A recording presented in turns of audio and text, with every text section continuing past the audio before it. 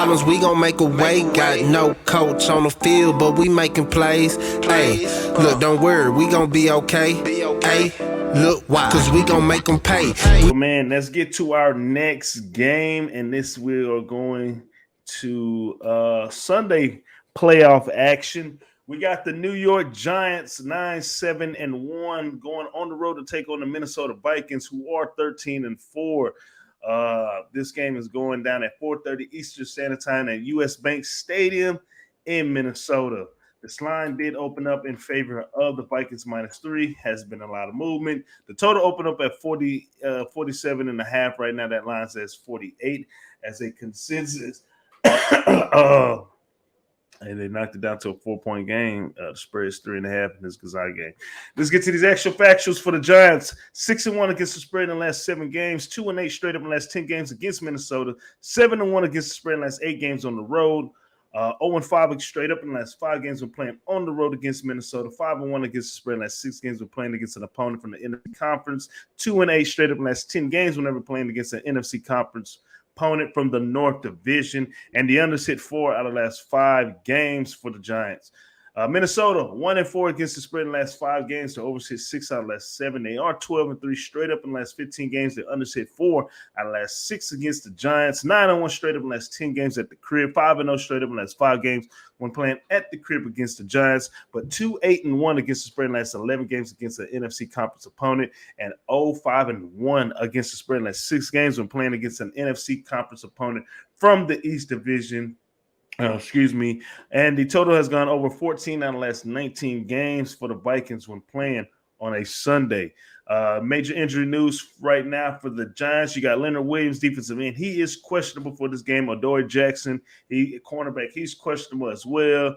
Linebacker Ojulari, I know I butchered it, but he's questionable with an ankle injury. Cornerback Jason Pincock, he's questionable as well.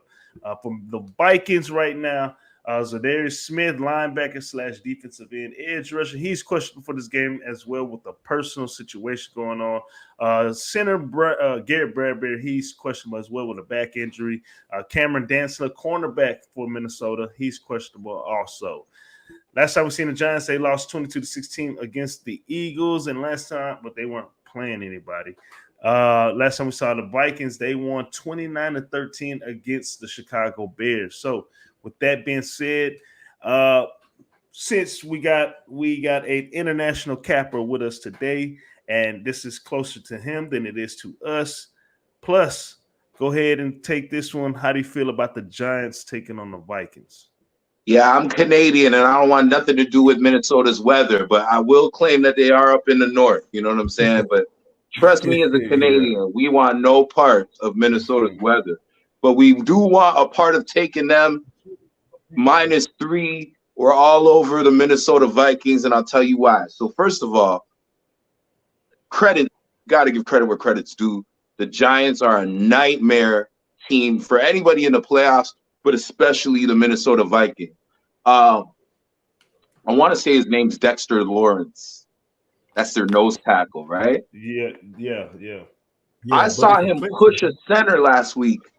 I thought he was defensive end. Into a quarterback. Like, I saw him just, here, I'll let you sack him. Georgia. That's dangerous when you don't have a lot of pocket protection. And then, for some reason, I couldn't really figure out throughout these weeks why the Giants were so good. And I actually probably going to give the coaching edge to the Giants. Brian Dabble, he's got 3 rings with Belichick. He had the team that went to the Natty with Tua and Hurts, if I'm not mistaken. I know he was over there at Bama with Saban. And, the Josh Allen project over the last 3 years that we're now talking about as MVP, that's Brian Dabble too. So he's the OC over there in Buffalo, basically like the most qualified rookie coach I've ever seen. And then there's their DC, I think his name's Wink, over there from Baltimore, used to be Baltimore's DC. And now the Giants are starting to carry that Ravens attitude kind of defense. So it's scary for Minnesota. Now I finally understand why Baltimore's defense is so brutal. We'll get to that when we come up to that game. The Giants have covered 7 of the last 10, including 4 of them straight up. And those covers, one of those covers were against the Vikings themselves. That Packer beat down the other day that the Vikings faced, that was no good look for the Vikings, kind of exposed them. But because all of these things are pointing to the Giants, I gotta go Minnesota. They have everything to prove. This is exactly where you want to be, where everybody wrote them off again. They were right off in the beginning of the season. They get this fluky win against the Bills. Everybody calls it fluky, but the magic in Minneapolis is not done. They're 8-0 as a home favorite straight up with a margin of victory +6. So I'll take them by 3 and some if the line goes up between now and then. Lord knows I love me some Vikings. It's a terrible matchup for them, but I'm riding with Kirk Cousins. You like that. Wear the chains. We're dancing on the plane. Off to the next round. Vikings -3. Vikings -3. All right. Plus lights Vikings -3. Marley, what you got? I'm actually right there with plus. And pretty much for everything he said, everybody and their mother is on motherfucking Giants because they think that the Vikings are a fluke, and they've been betting them off all season for the most part. And they're still here. I think defensively is their problem. Offensively, they're very fucking explosive. And as much shit as people give Kirk Cousins, and I'm one of those people, his numbers are phenomenal, and he puts points on the board. He just doesn't play well in prime time. However, technically, this ain't the prime time game. This is the first game on Sunday. So we got another game after that. This is not where Kirk Cousins. This is the second game. Bills game. Yeah. The Bills game is the 12 o'clock game? I thought the Bills game was a primetime game. Nah, Bills is 1 o'clock. Bengals, Ravens is primetime. Oh, my God. This is a primetime game. I might need to rethink my pick. Well, this ain't I mean, whatever. Just for the sake of being honest for the listeners, Kirk Cousins is 11-32 ATS at 4 p.m. So it's not a good look for him specifically. Yeah, it's not. He does. Whatever. He does fucking awful. I was not trying to mention that. He does fucking terrible in prime time. But I'm not going to change my picks because the public and everybody else is on the Giants. I really feel like offensively they're going to score enough points at the crib. They just beat this team. Yes, if the line was 3, they would have pushed, right? But I just feel like this is the game. This is not the game where Kirk Cousins has a Cousins type game. This is good Cousins right here. I think at the crib, finally he's going to – I'm not going to say finally he's going to shut up the doubters because that's not going to happen until probably he gets at least to a NFC championship, which I don't think he gets to this year. But, however, I think overall this team is better than the Giants talented-wise as of right now. I do agree with plus Dabo is a lot of people's coach of the Dabo, or however you say his name, is a lot of people's coach of the year. He's done an excellent job with the roster that he has to work with.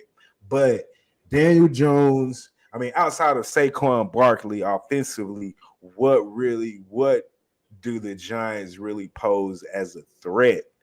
Daniel Jones can run a little bit, kinda, but he's not a passing threat. I think if you shut down Saquon, which we won't say they'll shut him down, but I think they can minimize what he does at the crib, at least enough to where you want to put the Giants in the shootout, and that's something they can't do. And I think Jefferson has had a magnificent year. I don't think they have a cornerback that can necessarily cover him one-on-one. You still got Thielen on the other side. And I think if they can run the ball with Dalvin Cook, they'll be fine. I like the Vikings. I'll even give up to 3 because I think this game can get a little bit out of, I don't want to say out of hand to a blowout, but I think we're looking at like a 6 to almost a touchdown point victory here for First Cousins and the Vikings. I just think they're too talented offensively, and the Giants aren't where they want to be necessarily yet defensively. And they can't score enough. That's the only way they can win this game. They have to pretty much slow Minnesota down, because offensively they're not going to win in the shootout, and they're not going to. I don't know if they're going to score enough points with Daniel Jones at running the helm on offense. They're going to probably try to force him to pass the ball. So I'm with plus. Give me the Vikings. Give me the -3. I think they actually win. I think they cover. All right. Marley likes the Vikings -3, and damn, we here again, man. I'm right there with y'all. I like the Vikings -3. I am scared of this Vikings -3. Yeah, but it's hard to trust Kirk Cousins. But one thing that I am confident in, and that's my boy TJ Hawkinson. A big pickup. That was one key tool that they were missing. They got the running back. They got a veteran quarterback who has on and off, but lately he's been up. They got the veteran receiver who's a possession trait. They got the all-star, all right, the superstar in the making. But let's go all-star right now in Jefferson. And now they add that tight end. Shout out to Hutchinson, because you helped me win my fantasy league. First time doing fantasy, by the way. And you helped me win. That was a key. Defense, Patrick Peterson, y'all got to get that stuff under control, man, and take care of this, because they're young. Yeah, they're young, but they hungry. You know what I'm saying? And Saquon Barkley, all it takes is 2 cuts and he gone. But I do like Vikings first half money line too. They have been pretty solid in the first half for the most part of the season. But playoffs, Saquon can bust one, and next thing you know, we got a 7-6 1.5 or something like that. You know what I'm saying? So LeBron's playing. Yep. But we still I'm right there with y'all, man. Let me hop in that whip with y'all boys, and let's go post up and watch Primetime Kurt. Get him a primetime victory. Hey, Special K, go get it done for us. Let's go ahead and get that.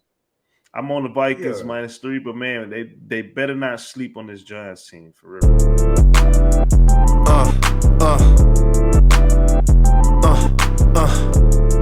Check it out. Look, we from the bottom, ain't no problems, we gon' make a way. Got no coach on the field, but we making plays. Hey, look, don't worry, we gon' be okay. Hey, look, why? Cause we gon' make them pay.